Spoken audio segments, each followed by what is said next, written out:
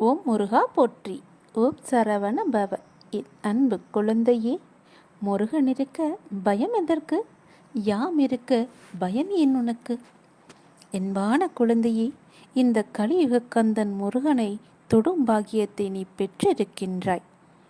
இந்த முருகனை நீ தொடும் பாக்கியத்தை பெற்றால் எவ்வளவு நன்மை நடக்கும் என்று தொட்டுப்பார்.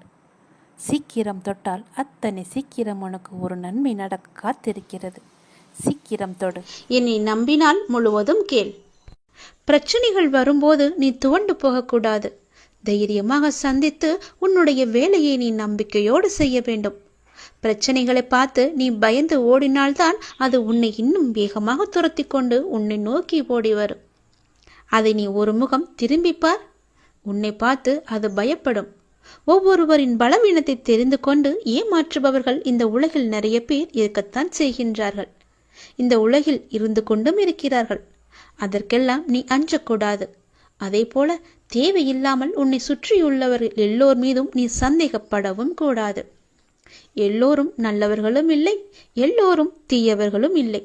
நீ எல்லோரையும் நம்ப வேண்டிய அவசியமும் இல்லை.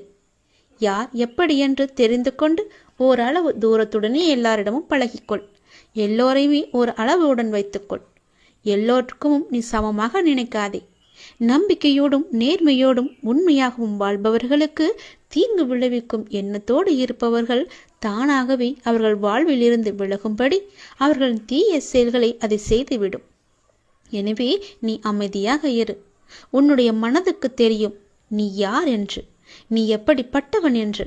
அதே போல உனக்கு எதிரி நிற்பவர் சரியான நபர்தானா, நல்லவரா கெட்டவரா என்று அறிந்து கொள்ள வேண்டியது உன்னிடம் மட்டுமே இருக்கின்றது. சூழ்நிலைக்கு ஏற்ப அனுசரித்து தான் போக வேண்டும். எப்போது எதிர்கொள்ள வேண்டும் என்பதை தெரிந்து நீ வைத்துக்கொள். உன்னை ஒருவர் மன ரீதியாகவும் உடல் ரீதியாகவும் துன்புறுத்தினால் அதன் ஆரம்ப நிலையிலேயே நீ அதை தடுக்க வேண்டும். இல்லாவிட்டால் பேரிழப்பிற்கு அதுவே வழிவகுத்துவிடும். யார் எது சொன்னாலும் நீ நம்பி விடாதே. நீ உன் காதால் கண்ணால் பார்த்தால் மட்டுமே நீ நம்ப வேண்டும். அவர் சொல்கிறார்கள், இவர் சொல்கிறார்கள் என்ற எண்ணத்தோடு யாரிடமும் சென்று வீண் வாக்குவாதத்தில் ஈடுபடாதே. அவர்கள் சொல்வது உண்மையாக இருக்கலாம் அல்லது பொய்யாக கூட இருக்கலாம் அல்லவா? வீணாக அடுத்தவர் மீது பழி போடும் எண்ணத்தோடு கூட அவர் உன்னிடம் சொல்லலாம். அதனால் எதை பற்றியுமே நீ சிந்திக்காதே. நீ பார்த்தாய் என்றால் மட்டும் கேள். நீ கேட்டாய் என்றால் மட்டுமே அதில் நீ விளக்கம் தேர்த்துக்கொள். அப்படி அது உனக்கு பெரிதாக இல்லை என்றால் அதை அப்படியே விட்டுவிடு. எதை பற்றியுமே சிந்திக்காதே. கடவுள் இருக்கிறார், எல்லாவற்றையுமே பார்த்து கொள்வார் என்ற நம்பிக்கையோடு அதை விட்டு நீ தூரமாக போய்விடு. அதை பற்றிய சிந்தனையே உனக்கு வரக்கூடாது. எதற்கும் நீ கவலை கொள்ளாதே. இந்த நிலை கூடிய விரைவாகவே மாறும். நீ ஜெயமாக நல்ல ஆரோக்கியத்துடன் எல்லா செல்வ வளங்களையும் பெற்று சிறப்பாகவே மகிழ்ச்சியாகவே சந்தோஷமாகவே உன்னுடைய வாழ்க்கையை நீ வாழப்போகின்றாய். அதற்கான காலகட்டத்தை எல்லாம் நீ நெருங்கிவிட்டாய். இனி உன்னுடைய வாழ்வு நல்லதாகவே இருக்கப் போகிறது, நன்மையாகவே இருக்கப் போகிறது. யார் என்னை எதிர்த்து பேசினார்களோ அவர்களே உன்னை பார்த்து வியக்கும் வண்ணம் நான் உன்னை வாழ வைக்கப் போகின்றேன். நான் சொல்வது போலவே செய்து கொள். நான் சொல்வதை உனக்கு அலட்சியமாக வேண்டாம். அதை நீ பொறுமையாக கேட்டு நான் சொல்வது போலவே செய்தால் உன்னுடைய வாழ்க்கை மிக சிறப்பாக இருக்கும். இந்த நொடி உன் மனதில் என்ன நினைத்து கொண்டிருக்கின்றாய்? ஒரு முக்கியமான விஷயத்தை பற்றி நீ நினைத்து கொண்டிருக்கின்றாயா? அதை பற்றிய கவலை உன்னை ஆட்கொண்டு இருக்கின்றதா? கவலையே படாதே. அதை நான் நிறைவேற்றி வைக்கின்றேன். உனக்கு எது தேவையோ அதை நானே நிறைவேற்றி வைக்கின்றேன். உன் மனநிலையை நீ மாற்றிக்கொள். உன் வீட்டில் நான் இருக்கிறேன் என்பதை நீ நம்பு. உன்னுடன் நான் இருக்கின்றேன் என்பதை நீ திடமாக நம்பு. என் மீதான நம்பிக்கையை இன்னும் நீ அதிகப்படுத்திக்கொள். இதோடு நீ நினைப்பது நிச்சயம் நடக்கும். அனைத்தையும் என்னிடம் சமர்ப்பித்துவிட்டு நீ மௌனமாக நிம்மதியாக இரு. நிதானமாக இருக்க கற்றுக்கொள். உன் வேண்டுதலை நான் நிறைவேற்றி காமிக்கின்றேன். ஏனென்றால் உனக்கான நல்ல நேரம் துவங்கிவிட்டது. இனி உன் வாழ்வில் சந்தோஷம் மட்டுமே இருக்க போகின்றது. உன்னுடைய வாழ்க்கையானது ஒளிமயமாக மாறப்போகின்றது. நீ என்னிடம் கேட்டது கிடைக்கும் நேரம் இது. நீ என்னை பற்றி நினைத்து கொண்டிருக்கும் வேளையில் நீ நினைத்ததை நான் நிறைவேற்றி தரப்போகிறேன். இந்த அப்பா உனக்கு ஆசி வழங்க போகிறேன். நீ எதிர்பார்த்தது போலவே விரைவாகவே ஒரு நல்ல செய்தி உன்னை தேடி வரப்போகிறது. நீ இழந்ததையெல்லாம் மீண்டும் பெறப்போகின்றாய். எதற்கும் நீ கலங்க வேண்டிய அவசியம் இனி இருக்கவே இருக்காது. என் உதவி வேண்டி நீ எப்போது என்னை நாடி வந்தாயோ அடுத்த நிமிடமே உனக்கு என் உதவியை நான் செய்ய ஆரம்பித்து விட்டேன். நம்முடைய கர்மாவை நாம் தான் உருவாக்குகிறோம். அதை நீ முதலில் புரிந்து கொள். அதாவது நம்முடைய எண்ணங்களால், நாம் பேசுகின்ற சொற்களால், நாம் செய்கின்ற செயல்களால். அதனால் எப்போதுமே நிதானத்தை மட்டும் நீ கடைபிடித்து வா. பேசும்போது நிதானமாக பேசு. பேசும்போது ஒரு முறைக்கு பல முறை யோசித்த பிறகு பேசு. நீ செய்கின்ற செயல்கள் இது சரியா தவறா நல்லதா கெட்டதா என ஆராய்ந்து பார். அதற்கு பிறகு அதை செயல்பட நீ முயற்சி செய். நீ எப்பொழுதும் ஆனந்தமாகவே இருப்பாய். அற்புதங்களை நீ பெற்றுக்கொண்டே இருப்பாய். நீ என்று மனம் நொந்து கண்ணீர் விட ஆரம்பித்தாயோ அந்த நொடியே உனக்காக நான் உனக்குள்ளே இறங்கிவிட்டேன். இனி கவலையே இல்லை. என் குழந்தை தைரியமாக இருக்க வேண்டும். உனக்காக உன்னுடைய அப்பா நான் இருக்கும்போது இனி உன் கண்களிலிருந்து கண்ணீர் வரக்கூடாது. நான் உனக்கு செய்ய போகும் நல்லதுகளை, ஒன்றின் பின் ஒன்றாக வரும் நல்ல செய்திகளை கேட்டு நல்லதுகள் நினைத்து உன் கண்ணில் இருந்து ஆனந்த கண்ணீர் மட்டுமே வர வேண்டும். அதை நான் பார்த்து சந்தோஷம் அடைய வேண்டும். இல்லை என்று கேட்பவன் பிச்சைக்காரனாகின்றான். இருந்தும் தர மறுப்பவன் பிச்சைக்கு காரணமாகின்றான். அதனால் நீ பிச்சைக்கு காரணமாக இருக்காதே. இல்லை என்று தேடி வருபவர் உன்னிடம் இருக்கும் என்ற எண்ணத்தில் தானே வருகிறார். அப்படியென்றால் கடவுளிடம் தானே எல்லாம் இருக்கும். நீ அவருக்கு கடவுளாக தெரிவாய். இல்லை என்று சொல்லாமல் கொடுத்து விடு. உன்னுடைய காரியங்கள் அனைத்தும் வெற்றி பெறும். உன் துயரங்கள், உன்னுடைய வியாதிகள், உன் கடன் சுமைகள் அனைத்தும் உன்னை விட்டு விலகப் போகின்றது. கூடிய விரைவில் நீ விரும்பும் எண்ணங்கள் நிறைவேறப் போகிறது. செல்வம் பெருகப் போகிறது. உனது வளர்ச்சியையும் நீ மகிழ்ச்சியாக இருப்பதையும் பார்ப்பதற்கு நான் உன்னோடு உன் வீட்டிற்கே வரப்போகின்றேன். துயரங்களின் தாக்கத்தை தாங்க முடியவில்லை என்று புலம்பிக் கொண்டிருக்கின்றாய். உன் பாரதத்தின் பெரும் பகுதியை நான் சுமந்து கொண்டிருக்கின்றேன். உன்னை நான் எந்த நேரத்திலுமே கைவிட எண்ணியதே கிடையாது. உனக்காக நிழலாக, என்றும் உனக்காக நீ செல்லும் இடமெல்லாம் ஏதாவது ஒரு ரூபத்தில் நான் உன்னை துணையாக வந்து காப்பாற்றிக் கொண்டே இருக்கின்றேன். மனதையும் வாக்கையும் செயலையும் ஒருமுகப்படுத்தி நேர்மையாகவும் முள்ளப்பூர்வமாகவும் நீ செயல்படுத்த பழகிக்கொள். அவ்வாறு நீ உன் வாழ்வில் செயல்பட துவங்கினால் உன்னுடைய துக்கங்கள் அனைத்துமே ஒரு முடிவுக்கு வந்துவிடும். அனைத்து துன்பங்களும் விலகிவிடும்.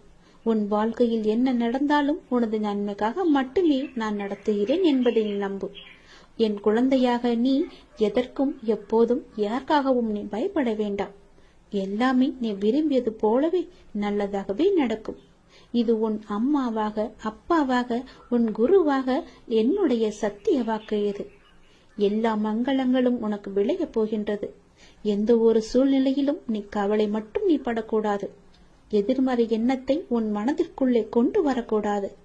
எப்போதும் நீயும் உன் வீடும் நேர்மறையாகவே எப்பொழுதும் சூழ்ந்து இருக்கட்டும். நேர்மறையை மட்டுமே உனக்குள்ளும் உன் வீட்டிற்குள்ளும் கொண்டு வா. தன்னை நாடி வருபவரிடம் எந்த வித்தியாசங்களையும், நான் ஏற்ற இறக்கங்களையும் நான் பார்க்க மாட்டேன். தன் சன்னதியை அடைந்து கண்மூடி நம்பிக்கையுடன் பிரார்த்தனை செய்பவர்கள் மேல் தன்னுடைய பேரருளை நான் வியாபிக்க செய்கின்றேன். இன்றைய தினம் என்னுடைய பேரருளை நீ பெற்று வாழ்வாங்கு வாழப்போகின்றாய். சந்தோஷங்கள் பொங்க நான் உன்னை ஆசீர்வதிக்கின்றேன். என்னை சரணாகதி அடைந்தவர்கள் துன்பத்தில் விழும் தருவாயில் கூட அவரது கை கொடுத்து நான் தூக்கி விடுகிறேன். கைபிடித்து எழுந்து என்னிடம் வந்து விட்டால் போதும், நான் அவர்களை பார்த்துக் கொள்வேன். நிச்சயம் உன்னுடைய எதிர்காலம் மிக சிறப்பானதாக மாற்றித்தர நான் உனக்கு சத்திய வாக்கு தருகிறேன். கடந்த காலத்தை நீ கடந்து வந்தால்தான் எதிர்காலம் உனக்கு கைகூடி வரும். நடந்து முடிந்தது அனைத்துமே பாடம். அதை மீண்டும் மீண்டும் நினைத்து கொண்டிருந்தால் கண்முன் இருக்கும் வாய்ப்பும் கண்ணுக்கு தெரியாது போய்விடும். நல்லதை செய், உனக்கு நல்லதே நடக்கும். இந்த அப்பன் எப்போதுமே உனக்காக மட்டுமே இருக்கின்றேன். உன் நல்லதுக்காகவே நான் வாழ்ந்து கொண்டிருக்கின்றேன். உனக்கு நல்லது செய்யவே உனக்கு துணை புரிந்து கொண்டிருக்கிறேன். எல்லாவற்றிலும் நீ ஜெயிக்க என்னுடைய ஆசைகளையும் எப்போதும் நான் உனக்கு வழங்கிக் கொண்டே இருப்பேன். நல்லது நடக்கும். நாம் எல்லோருமே தவறு செய்கின்றோம் தான். ஏதோ விதத்தில் தெரிந்தும் செய்கிறோம், தெரியாமலும் செய்கிறோம். அறிந்து செய்வதுதான் பெரும் பாவம். அறியாமல் செய்வது கூட பாவத்தில் ஏற்றுக்கொள்ளப்படாது. தவறு செய்வது எளிது, ஆனால் அதை திருத்திக் கொள்வது, திருத்தி அதே பெயருடன் நல்ல பெயருடன் வாழ்வது என்பது மிகவுமே கடினம். தவறு செய்ய ஒரு நிமிடமே போதுமானதாக இருக்கிறது. அதனுடைய விளைவை அனுபவிக்கத்தான் வாழ்நாள் முழுவதும் நமக்கு தேவையாய் இருக்கின்றது. உண்மையான அன்பை காயப்படுத்துவதும் பொய்யான அன்பை விழுந்து விழுந்து கவனிப்பதும் தான் மனிதனின் மனம். நேசித்தவரை மீண்டும் மீண்டும் காயப்படுத்தி கொண்டே இருந்தால் ஒரு கட்டத்தில் அவரிடமிருந்து கண்ணீரும் வராது, சண்டையும் வராது, அன்புதான் வற்றி போகும். எந்த உறவாக இருந்தாலும் அதில் உண்மையான பாசம் இருந்தால் மட்டுமே நீங்கள் நினைத்தாலும் உங்களை விரும்பி வரும். நம் கோபங்களின் அர்த்தம் புரியாதவர்களுக்கு நம் பாசத்தின் ஆழமும் புரியாது. அவரிடம் கோபத்தை காட்டுவதும் வீண்தான், அன்பை காட்டுவதும் வீண்தான். படித்தவர், கோபமானவர், புத்திசாலி, அடக்கமானவர், ஒழுக்கமானவர், வீரர், கொடையாளி என்று மற்றவர்களால் உங்கள் மீது உருவாக்கப்படும் அடையாளங்கள் நீங்கள் ஒன்றும் செய்ய முடியாது. அந்த அடையாளங்களை நம்மால் மாற்றவும் முடியாது. ஆனால் அந்த அடையாளத்திற்குள் உங்களுடைய வாழ்க்கையும் நீங்களும் சிக்கிக்கொண்டு விட்டது என உங்களின் உச்சக்கட்ட வேதனைதான் அதில் இருக்கும். பிடித்ததை செய்தால்தான் அளவற்ற மகிழ்ச்சி. ஆனால் சிலவற்றை நாம் காலத்தின் கட்டாயத்தால் ஏற்றுக்கொண்டால் அதற்கு மகிழ்ச்சி கிடைப்பது தாமதமாக தான் ஆகும். மௌனத்தை விட சரியான தண்டனை இருக்க முடியாதல்லவா? நம்மை எதிர்பார்ப்பவர்களுக்கும் நம்மை அலட்சியம் செய்பவர்களுக்கும் அலட்சியம் செய்யும் உறவுகளுக்கும் வழி எப்போதும் கண்ணீரில் மட்டுமே இருப்பதில்லை. சில நேரம் சிரிப்பிலும் மறைந்திருக்கும். செல்வத்தில் இருப்பவர் நம்மை கூப்பிட்டால் போய் பார்ப்பதும், துன்பத்தில் இருக்கும் ஒருவரை உடனே போய் பார்ப்பதும் தான் உண்மையான அறநெறி. 4 பேருக்கு நாம் பயப்பட வேண்டும் என்று நினைப்பவர்களை விட நமக்கு யாரெல்லாம் பயன்படுவார்கள் என்று நினைப்பவர்கள்தான் இந்த உலகத்தில் அதிகம். சிந்தித்து பாருங்கள், சிந்தித்து செயல்படுங்கள். இறுதியாக பாதைகளில் தடைகள் இருந்தால் அதை தகர்த்துவிட்டுதான் செல்ல வேண்டும். அப்படி இல்லை, தவிர்த்துவிட்டு நாம் செல்லலாம், எறும்பை போல. ஆகவே எதிலும் விழிப்புணர்வுடன் இருந்து எது அவசியம் எது அவசியமற்றது என எல்லாவற்றையும் சிந்தித்து செயல்படுங்கள். அவசியமாகிறது மட்டும் என எல்லாத்தையுமே வசியமாக்குங்கள். உங்களுடனே எப்பொழுதும் உங்களுக்குள்ளவே வைத்துக் தவறு நம் கண்ணுக்கு தெரியாது. ஆனால் அடுத்தவர் செய்யும் தவறோ எல்லாவற்றிற்கும் முன்பாக நம் கண்ணுக்கு தெரிய வந்துவிடும். மற்றவர்களின் குறைகளை நாம் பொருட்படுத்தக்கூடாது. அவர்கள் உன் மீது சுமத்தும் குறைகளையும் நீ காதில் வாங்கிக் கொள்ளாதே. உன்மேல் தவறு இருப்பதாக உன்னுடைய மனசாட்சி சொன்னால் உன்னை நீயே சரி செய்து கொள். மற்றவர்களுக்காக இல்லாமல் உனக்கு நீ உண்மையாக இரு. உன் மனதின் சாட்சியாக இருப்பது உன்னுடைய அப்பா என நீ புரிந்து கொள். நிச்சயம் உனக்கு நல்லது மட்டுமே நடக்கும். உன் அப்பா உன்னுடைய மனசாட்சியாக உன்னுடனே இருப்பேன். இதுதான் காலத்தின் கட்டாயம். நன்றாக சிந்தித்துப்பார். இதுவே சரியான பாதையாக இருக்கும். நீ சிந்திக்க தவறினால் இதுவே சரியான தண்டனையாக கூட இருக்கலாம். நன்றாக யோசித்து சிந்தித்து அதன் பிறகு செயல்படு. நான் யார் மீதுமே கோபம் கொள்வதில்லை. ஒரு தாயாகட்டும் ஒரு தந்தையாகட்டும் தன் குழந்தைகள் மீது கோபம் கொள்ள உரிமை இல்லையா? கோபம் தான் அடைவாளா? அப்படி கோபம் அடைந்தால் அது உண்மையான கோபமாக இருக்குமா? அந்த பிள்ளையின் நலனுக்காக மட்டும்தானே இருக்கும். அந்த பிள்ளையே வேண்டாம் என்று ஒதுக்கி விடுவாளா? கிடையாது. அதுபோலத்தான் நானும். கடல் தன்னிடம் வந்து சேர்ந்த தண்ணீரை நதிகளுக்கு திருப்பி அனுப்பியது உண்டா? கிடையாதே. தன்னுடைய குழந்தை என்று தன்னிடமே வைத்துக் கொள்வது போல நானும் உன்னை என்னிடமே வைத்திருக்கிறேன். என் பிரசன்னம் நோயுற்றவர்களை ஆரோக்கியமானவர்களாகவும் அநீதியானவர்களை நீதிமான்களாகவும் சுயநலவான்களை தொண்டு செய்யும் மனம் உடையவர்களாகவும் மாற்றுகிறது. நீ என்னுடைய குழந்தை. இதுதான் யதார்த்தமான உண்மை. இந்த யதார்த்தமான உண்மையை புரிந்து கொள்ளுங்கள். நீங்கள் விழிப்புணர்வின்றி தேவையற்ற விஷயங்களுக்காக கோபப்படும் நபராக இருந்தால் உங்களின் முதல் எதிரி நீங்கள்தான் என்பதை தெரிந்து கொள்ளுங்கள். யார் மீதும் எப்பொழுதும் எதற்காகவுமே கோபப்படாதீர்கள். அன்பால் சாதிக்க முடியாததை ஒரு கோபத்தால் சாதிக்க முடியுமா? எதையுமே சாதிக்க முடியாது. எந்த சந்தர்ப்பத்தையும் எப்பேற்பட்ட சூழலையும் சமாளிக்க தெரிந்த அறிவு நிறைந்தவராக நீங்கள் இருக்கலாம். ஆனால் அன்பின் முன் உங்கள் அதே அறிவென்னும் ஆயுதம் பலமிழந்து போகும் என்பதை நினைவில் கொள்ளுங்கள். நீங்கள் விரும்பியது, ஆவல் கொண்டது இவை யாவுமே முளைக்காது. நீங்கள் விதைத்ததே முளைக்கும். நல்லதை விதைத்து நல்லதை அறுவடை செய்யுங்கள். உங்கள் எதிர்காலத்தை உருவாக்குவதில் அதிக கவனத்தை செலுத்துங்கள். ஏனென்றால் உங்கள் வாழ்க்கையில் மீதி இருக்கும் பகுதியை அங்குதான் கழிக்கப் போகிறீர்கள். உங்களுடைய எதிர்காலத்திற்காக உங்களுக்கு இருக்கும் ஒவ்வொரு நொடியிலும் நல்ல சிந்தனைகளையும் செயல்களையும் உங்களுக்குள் விதைத்து கொண்டே இருங்கள். எதை நினைத்தும் கவலைப்படாதீர்கள். வீணான கவலையினால் உங்கள் வாழ்வின் இனிய தருணங்களை நீங்கள் இழக்க நேரிடும். அதனால் தான் சொல்கிறேன், உங்கள் வீணான கவலையை அப்பொழுதே அந்த நொடியே அழித்து விடுங்கள். வளைவுகள் இல்லாத பாதையும் கிடையாது, கவலைகள் இல்லாத வாழ்க்கை பயணமும் கிடையாது. துணிவோடும் நம்பிக்கையுடனும் செல்லுங்கள். நீங்கள் அடையும் ஒவ்வொரு இலக்கும் மிக அருகில் இருப்பதை நீங்கள் உணர்வீர்கள். இந்த அப்பாவின் துணை எப்போதுமே உங்கள் இருக்கும். எந்த பயமுமின்றி தைரியத்தோடு என்னை நம்பி நீங்கள் வாருங்கள். உங்களுடைய இலக்கு உங்களுக்கு அருகிலேயே இருப்பதை நீங்கள் கண்கூடாக பார்ப்பீர்கள். எந்த ஒரு தடங்களுமின்றி உங்களுக்கான வெற்றி இலக்கை நிச்சயமாகவே எளிதாகவே நீங்கள் கைப்பற்றி விடலாம். வீணான கவலையில் இருந்து உடனே வெளிவர பாருங்கள். வீணான கவலை வீணாக நிம்மதியை கெடுத்துவிடும். மகிழ்ச்சியை தர என்னை சரணடையுங்கள். ஒரு செயலை தொடர்ந்து செய்து கொண்டு இருப்பவன் அனுபவங்களை பெறுகிறான். சிறு துளியாய் தொடங்கி காற்றாற்று வெள்ளமாய் மாறுவது தொடர் முயற்சியால்தான். வெற்றி பெறும் வரை பொறுமையுடன் செயலில் இருந்தால் நிச்சயமாகவே வெற்றி கிடைக்கும். கதவை தட்ட சந்தர்ப்பம் கிடைத்தால் தட்டிவிடுங்கள். கதவை தட்டாத காரணத்தால் எத்தனையோ வாய்ப்புகள் உங்களை அறியாமலேயே நீங்கள் விட்டிருக்கலாம். இழந்தும் இருப்பீர்கள். தோல்வி நேர்ந்து விடுமோ என்ற பயத்தில் எதுவும் சாத்தியமாகாது. நம்மால் முடியாது என்று எண்ணி ஆரம்பத்திலேயே நீங்கள் ஒதுங்கி விடாதீர்கள். ஏனென்றால் இந்த உலகில் சாத்தியமில்லாதது என்று எதுவுமே இல்லை. சாத்தியம் இல்லாதது எதுவுமே இல்லை என்று நம்பி தொடர்ந்து முயற்சி செய்கின்றவர்கள்தான் பல்வேறு கண்டுபிடிப்புகளையும் சாதனைகளையும் செய்து இறுதியில் தங்கள் வாழ்க்கையில் வெற்றி கண்டுள்ளனர். நம்பிக்கையும் முயற்சியுமே திருவினையாக்கும் என்பதை ஒருபோதுமே நீங்கள் மறந்து விடாதீர்கள். செய்யும் ஒவ்வொரு காரியத்திலும் என்ன செய்கிறோம், எதற்காக செய்கிறோம் என்று செய்வதை தெளிவுடன் செய்வதே சிறந்தது.